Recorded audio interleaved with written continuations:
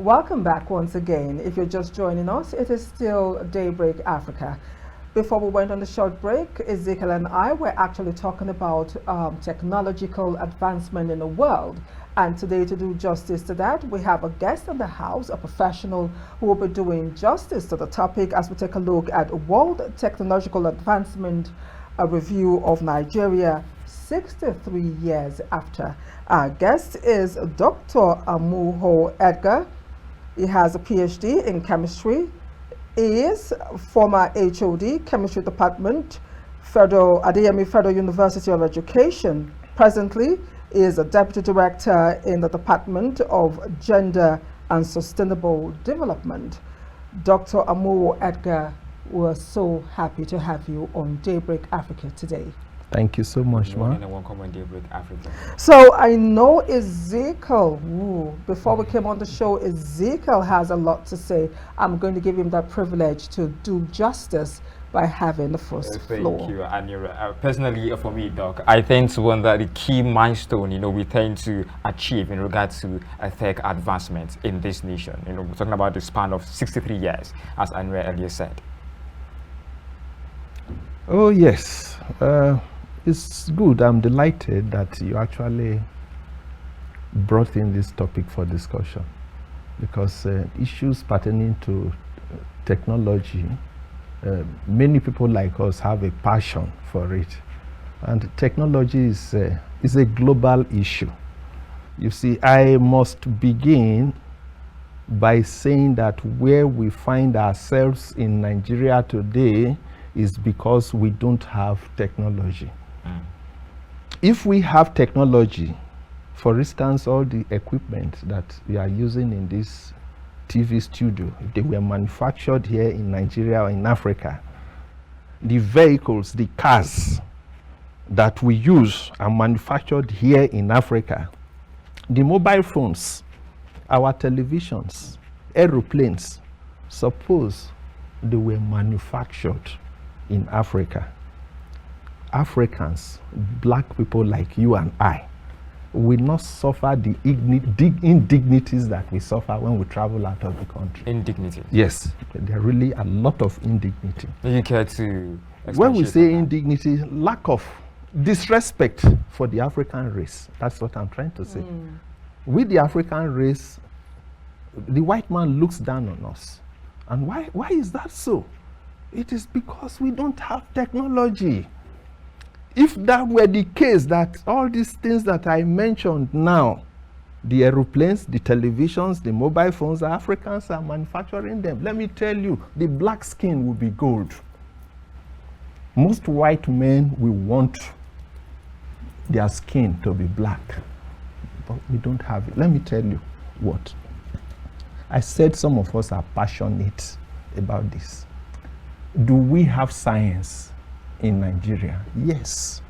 Do we have science in Africa? My answer is yes. But do we have technology in Nigeria? My answer is no. Do we have technology in Africa? My answer is no. And I'll tell you why. Please go on. Because technology is the application of the principles of science. I don't know if you got what I said. I'm trying to follow. Technology is the application of the principles of science. So if we have science, yet we don't have technology, then something is wrong with our science. And what is wrong with our science is we don't understand science enough. Is it more like we don't have bright minds? Or is it more like, are we supposed to accuse brain drain at this point? Or what exactly is our problem? If I'll start with. Our scientific understanding is superficial. Superficial? Yes. What does that mean? It's not well grounded. What does superficial mean in terms in this context? Superficial is on the surface. It is not deep.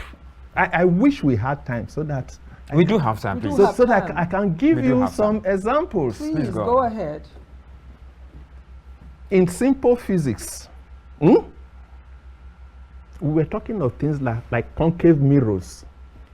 I don't know if you understand what I'm saying. I follow. Yes, in which we were told that light rays that approach the concave mirror, they are diverted and focused at a point which we call the principal focus.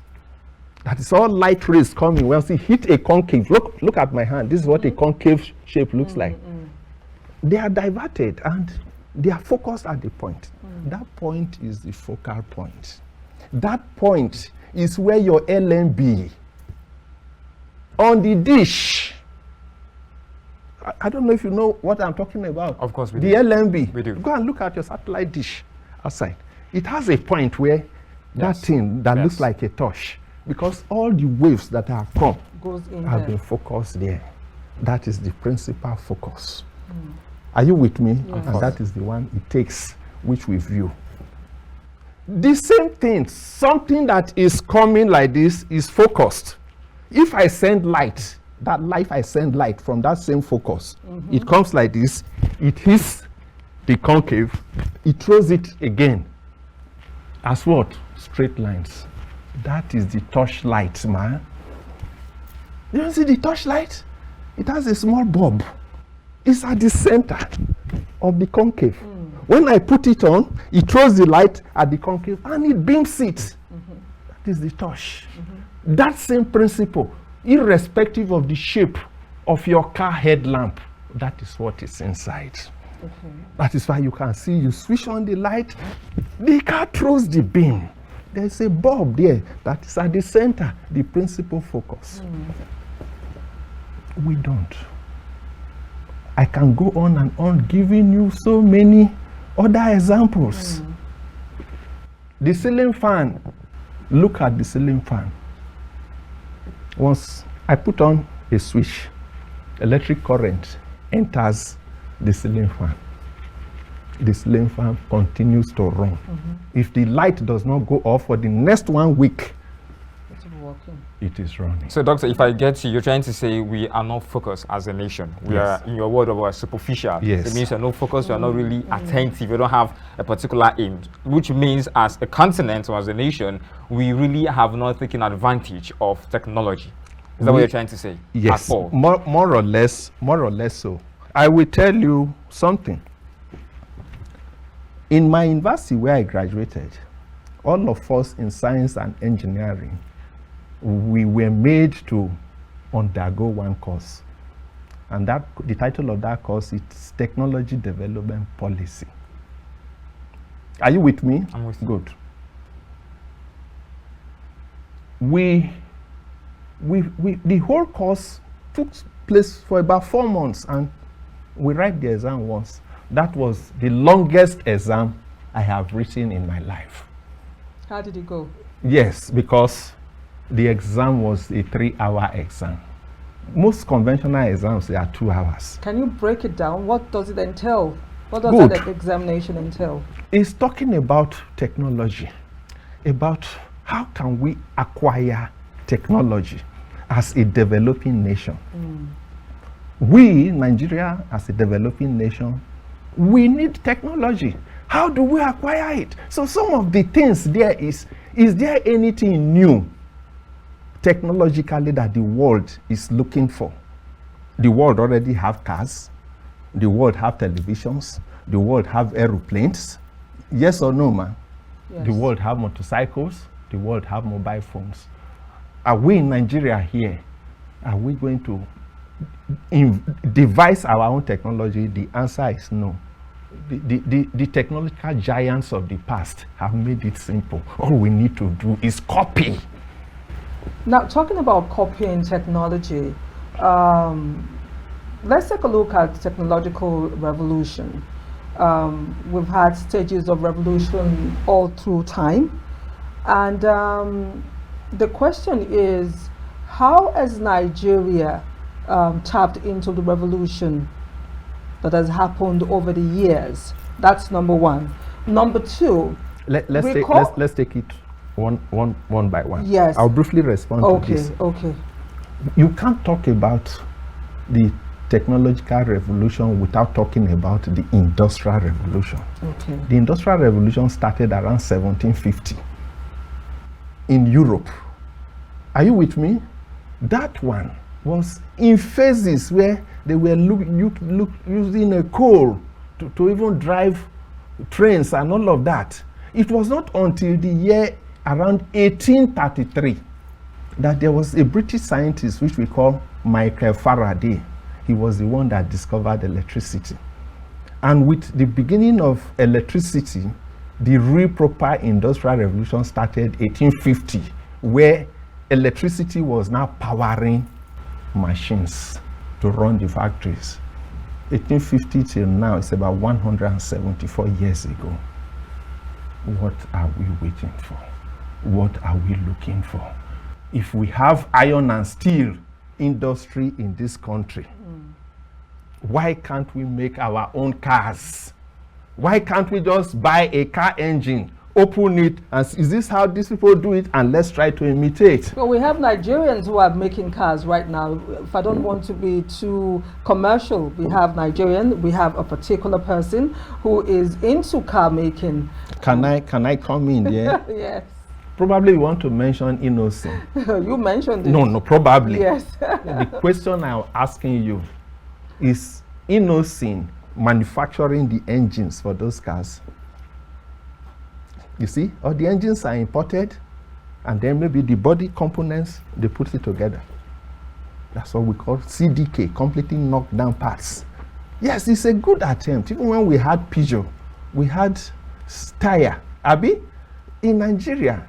The engines, they were bringing them in, and some of the vital parts, Dunlop will provide the tires and all of this.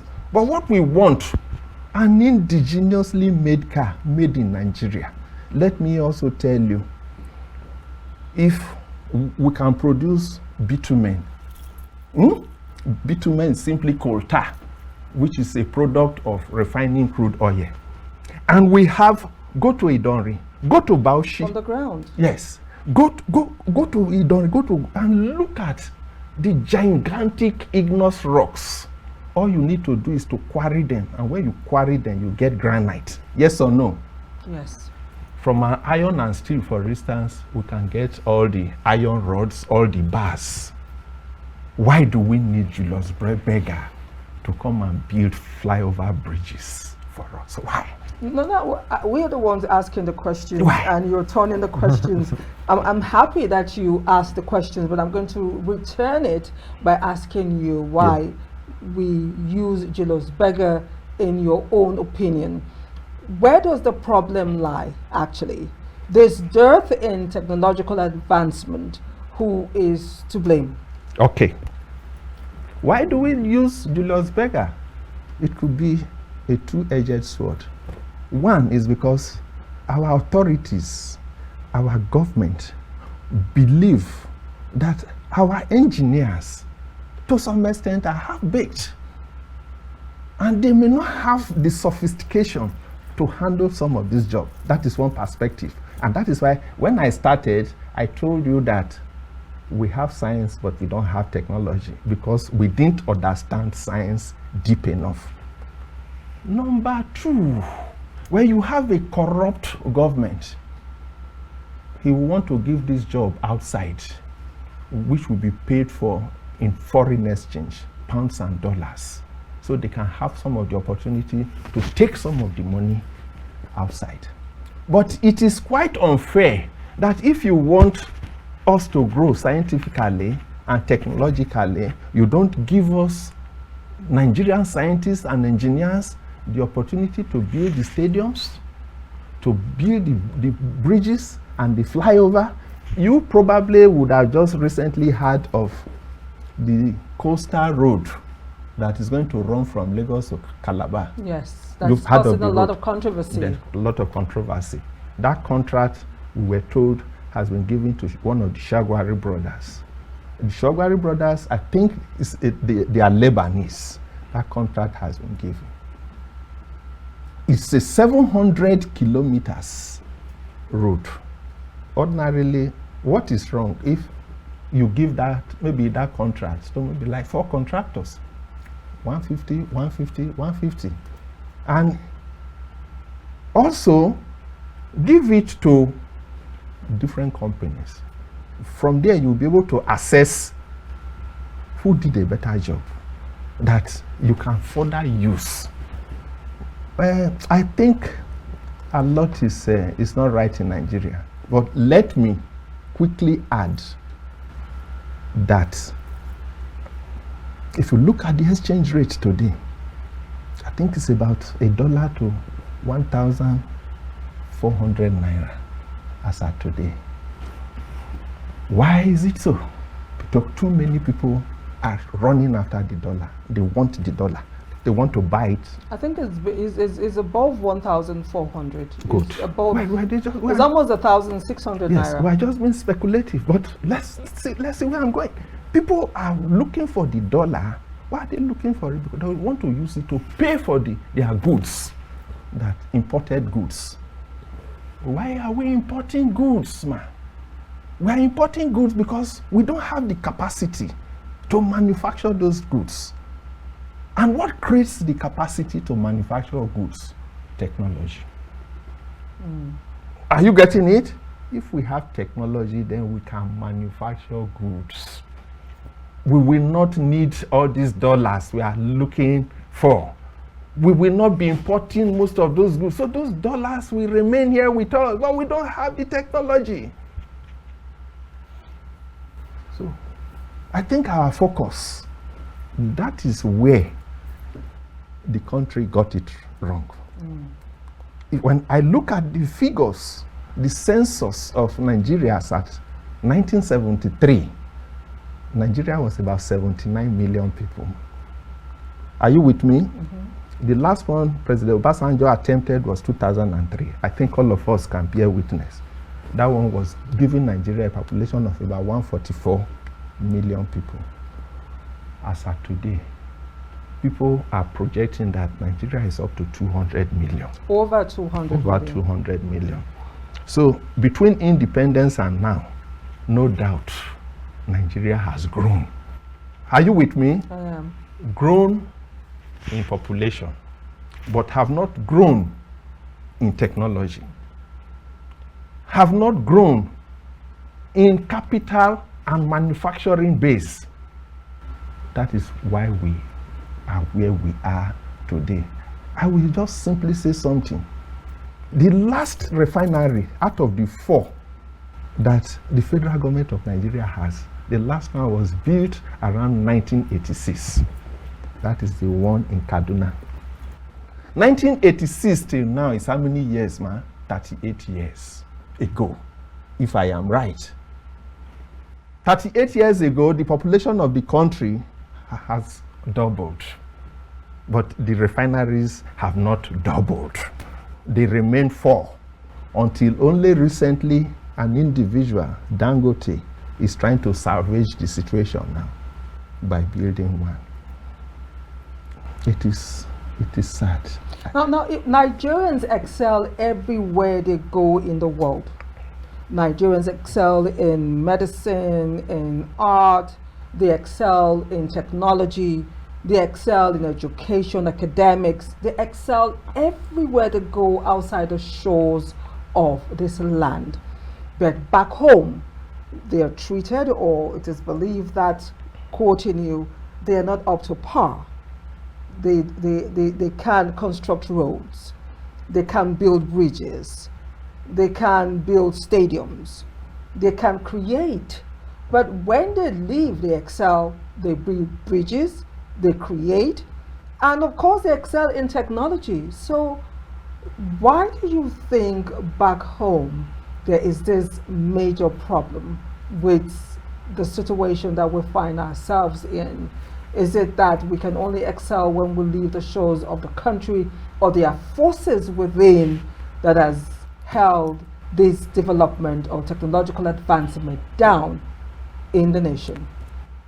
Yes, at one forum I was talking, I even raised the... All right, just I think we have to go for a short break for now. So Okay. when we come back, we go straight to your train of thought. So our viewers at this point go for a short break. I will come back, the discuss continue. Please stay tuned.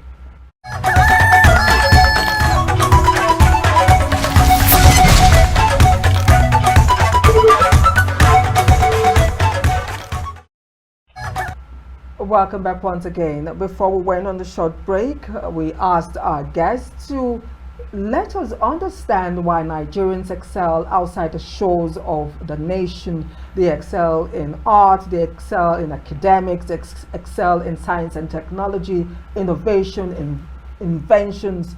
But somehow in the country, there seems to be a kind of fuss that holds them down, which has resulted in us having this topic today. Why do Nigerians excel outside in all spheres, but somehow back home there seems to be a problem? Yeah, thank you very much. In one of the forum I had opportunity of talking, I actually said some people think that it is a spiritual problem, but that is very laughable. It's very laughable. Let me tell you, that is supremely idiotic as a proposition. It is really, really laughable. Yeah, the point you made is there's what we call enabling environment. Are you with me? These countries that developed countries of the world, do you know what makes them developed? Because they have technology. The developed countries of the world today have what? Technology. These days, economies of the world, they are not resource-based. When I say resource-based, that means, is this country going to be rich because we have crude oil, because we have the... No. Economies of the world today, they are what? Are you with me? Economies of the world today that are rich, that are advanced, it is intellectual. If we have gold in this country today, we can bring it from the ground raw, but we cannot refine it. That is add value to it as the world needs it outside. There is a problem. We don't have visionary leadership. A visionary leadership should understand the role of technology in our growth and development. And if that be, the visionary leadership should be able to assemble a mass of people, scientists, and give them a vision, a target. This is what we want to achieve by the end of the year, as far as this area is concerned. I was listening to a TV program. I can't remember whether it was Arise now, which they were interviewing the Director General of this Director General, and they were asking what has they been able to develop in the past 2 years. And you know what the prof said? Kilishi. I know you probably know what Kilishi is. I love Kilishi. it was laughable. I think it was a Senate committee. So we are talking of science and engineering. We are talking of technology, and you are talking of Kilishi. So that's what I'm trying to say, that we don't have, if we have that vision, and you target the Ministry of Science and Technology, by the year 2025, we want a homemade, indigenously made car made in Nigeria. It is going to be achievable. We want, by the end of December, to have our own ceiling fans made in Nigeria. Why do we have to buy such things? Magnet and a coil. Put electricity inside the coil, inserted in the magnet. Let's talk about made in Nigerian goods, because you know there's so much to talk about on this topic that sometimes it's so confusing where to start and where to end. Again, made in Nigerian goods, we all know what happens in the little that is developed in the country. You buy these items, they don't last, as it were, but we are told to patronize made in Nigerian goods. Some, is that a general thing? Please, I want people in the house to understand me. There are people who produce with integrity, But at large, when you talk about quantum, you talk about quantity, you go to the markets, some of these goods produced do not last. They are not durable, from shoes to whatever that you buy. They are not durable. So if we have to use this program as a means of creating awareness, what do you have to say about that? Because most people don't patronize made in Nigeria commodities or production because of that fear. If you put things produced in Ghana, I am sorry once again that I have to say it, but we have to create awareness, and this is one of the ways that we create awareness. You put something made in Ghana besides some products made in Nigeria, the durability lasts more from those made in Ghana than those made in Nigeria. So how do we change this mindset of Nigerians wanting to make more money and not thinking about the value that is added? Yeah, good question. Good observation too. You see, when we were growing up, we were exposed to goods made in Taiwan. You would have heard of that country. Made in Japan. There was a mockery of Taiwan. Of Taiwan goods. Today, the Taiwan goods are as good as made in Japan. Presently, as I speak with you today, they say made in China, made in Japan. I'm sure, it's a Chinese product, it won't last. Mm-hmm. Over time, the Chinese products are evolving. They are evolving and they are almost standing at par with made in Japan. Are you aware that the United States of America sent the body parts of the aeroplanes made by Boeing? By Boeing Aircraft Corporation. Boeing Aircraft Corporation is in the state of Washington in the United States. The body parts, they send them for China. The China process them and they ship them back to assemble the planes. It is true. You and I, we are Nigerians growing up in the country. There is this kind of syndrome, people wanting to make the fast buck. Okay? Yes. Spiritually, it is wrong. Morally, it is wrong. It is wrong. But one thing you must also know is, if you don't give our own manufacturers, whatever they are doing, the opportunity to send these goods outside, when these goods go outside the country, that is where they are going to stand side by side with their peers.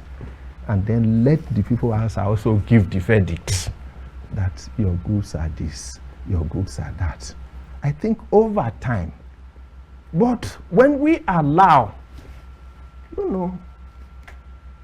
goods from different countries to come into the country, they suffocate our industries. They suffocate our enterprise. Now, India, I'll tell you, my in-law worked with Shell. They went to Japan on a training and they were coming back. He bought a few electronics, but they have to stop over in India. At the Delhi airport, they told him, "What are you carrying?" He said, "This is some electronics." He said, "No, these ones cannot come into our country. Leave them here with us. When you are flying out, pick them up. Yes, come and collect them." Wow. Because the Indians don't want their people to be corrupted with foreign products. with foreign goods. Now look at it. Are you aware, man, that India as a country, one country, has a population that is more than the whole of Africa put together? India is about 1 billion people. Over 1 billion. Good. The whole of African continent were about 900 million people. Does that surprise you? Yet they are surviving. I tell you that perhaps today India is running the world because most of the CEOs of the blue chip companies are from India. They are from India. Where are we? So let's come back to independence. India got independent 1947. You are probably not aware of that. Nigeria 1960, that is a difference of 13 years. In 13 years' time, the way we are going, is Nigeria going to look like India? I am not bewishing my country, but I think my answer is a capital no. You spoke a little about foreign exchange and then the market. I think to wonder, considering how volatile the market has become or is already, do you consider virtual currency to be the next big thing or the next shape Nigeria should take as a nation? No. Why not? Summarily, are you aware that just a few months ago, the federal government had to, how do I put it, clamp down on this cryptocurrency, because they feel that they were the people that were manipulating the foreign exchange. The foreign exchange, and to an extent, they are right. They closed down Binance. I used to. I have one account with Binance. And I did actually sold a few naira there, a few dollars there, and got naira. And the people were ready. So when it happened, I say, yes, the federal government is doing something right now. We don't need this virtual currency. We don't need this crypto. They are. Are you with me? The issues, like as was floated sometime, can we tend to deal more with China, where we don't need dollar to pay for their goods? So, with their exchange rate, what is the Chinese currency? The yuan? Yuan. Yes. So, if we are not looking for dollars, we are looking for yuan. I think there will be appreciation in our currency. But I tell you, you think there will be an appreciation because it's more like leaving one currency for the other, and it's going to be the same demand, the same supply? I tell you, let me tell you something again. Do you know we have always touted Nigeria, the giant of Africa? We have. Touted? Yes, it's they touted, and I'll tell you why I say it's touted. It's something that is not founded. It is self-aggrandizement. Do you know what? Sudan, the Congo, Algeria, Mali, they are bigger than Nigeria in land mass. Our bigness is in population only. I don't think so. Let's leave that for another day. I don't think so. Go and check those 4 countries I named in land mass. They are bigger. So why do you think we tout Nigeria as the giant of Africa? So you tout it because you probably feel, well, you may have more money. When I what say about resources? More money. What about natural resources? No, you may have more money in terms of your GDP. It ends there. The resources we have in Nigeria, we don't have in Sudan. We don't have in those countries that you mentioned. No, sorry, I'm only excited. Sudan had plenty of oil, almost as much as Nigeria has. That was why, if you recall, did you have heard of the Darfur crisis? Yes. Good. Obasanjo was key in mediating peace. Sudan had to break into 2 countries. North and South. Now, they have plenty of oil. Not only that, the almighty River Niger, you know, rivers are blessing to country they pass through. Good. Egypt has plenty of oil. Plenty of oil, almost as much as Nigeria. I wish I had the statistics. I have traveled to Egypt and I visited the city of Alexandria, which is standing on the beach of the Mediterranean Sea. That city alone has 3 refineries. You will see them. Refineries don't hide because they have a torch, the fire burning from everywhere. Only Alexandria. And here we are talking of a whole Nigeria having 4 refineries. Can I tell you something? An Egyptian pound $1 is equals to 8 Egyptian pound as I speak with you.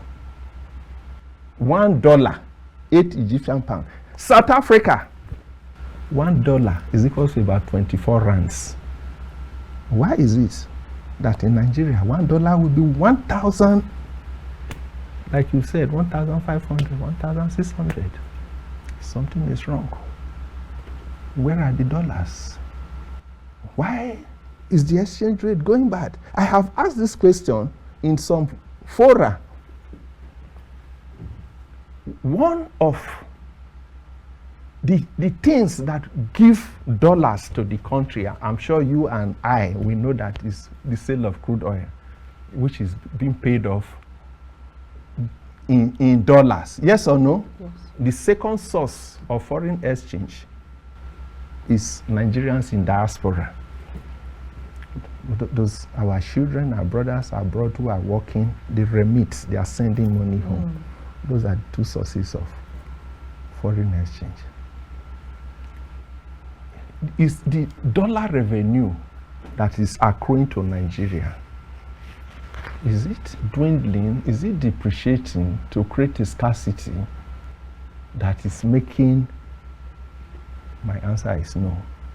Why? Because the sale of our crude oil is on the increase. So the more crude oil we sell, the more dollars. I guess at this point, time is really mounting a conscience for us. But I think to answer very quickly, how best do you think the government and say your private enterprise could, collaborate to create an enabling environment for technological innovation and entrepreneurship generally?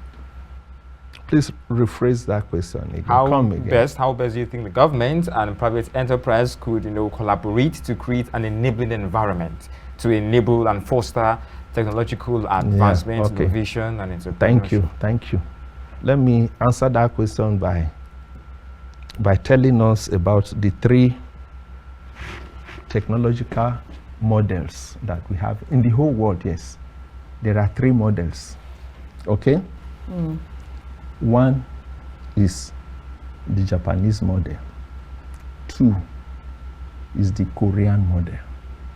3 is the Indian model. Look at Korea today. The Korean model is perhaps the most successful. When I say Korea, I'm talking of South Korea, not North. Not North Korea. Yes, we want technology. Yes, we know a little about it, but we cannot do it alone. Please, all of you technological giants all over the world, come to our country. That is the vision of the government. Build this technology, we run it together for some time. After that, you can divest. That is forfeit your equity and go to your country. That is the model. Highly successful in Korea. The Japanese, they have the knowledge, they have the money. So they are not inviting anybody. They can do it alone. The India, no. We don't want you to come and build for us. We are also not going to borrow money. We will try and do it in our own pace. If at 63, Nigeria sees independence, if you see a 63-year-old man, at least you will know this is an old man. By level of his appearance, his comportment, Nigeria is already old at 63. If you were working in a secular organization by 60, you retire, or even at 65. So, how come that a country at 60, you have an uncle who is at 63 years, he cannot feed his children. Feeding his children, you cannot provide employment for your citizens. You are still going to countries of the world to ask for aid and loans, borrowing money. Are you aware of how much mess Nigeria is when it comes to external borrowing? It is much and it is shameful. Are you with me? Yes. At some point, you will find that somebody will be telling you that out of the year's budget, we'll be using like 2 trillion to service Yes. I hope we get that right at some point. But as it stands, we obviously have plenty to talk about, and I believe Anire has so much to talk about. There has to be a part Time has two. There always has been to a be a concern part for us two. on the Yes, show. we have to call Dr. Amuho back again so we can talk more on this topic. But time is never our friend. If you've just joined us, we've been talking on World Tech Advancement, a review of Nigeria 63 years after. Our guest has been Dr. Amuho Edgar. He has a PhD in chemistry. He is the former HOD, chemistry department at AME Federal University of Education, and he has really told us a lot about the situation. We hope to see him here again so we can have a part two of the discussion. We want to thank you for coming on the show. We appreciate you. Thank you. That's the show, ladies and gentlemen. Stay positive, stay safe, and think out of the box. I am Anire Binitie. Bye for now. And I forever remain Ezekiel. Okay, have a great day.